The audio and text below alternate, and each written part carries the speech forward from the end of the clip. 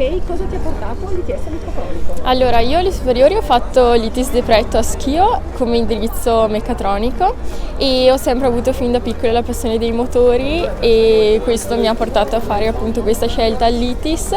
e poi volevo ampliare il mio bagaglio culturale e quindi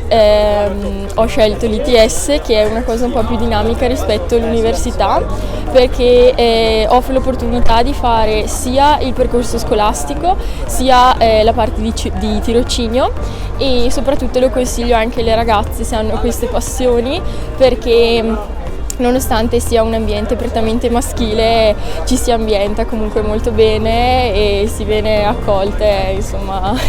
molto bene.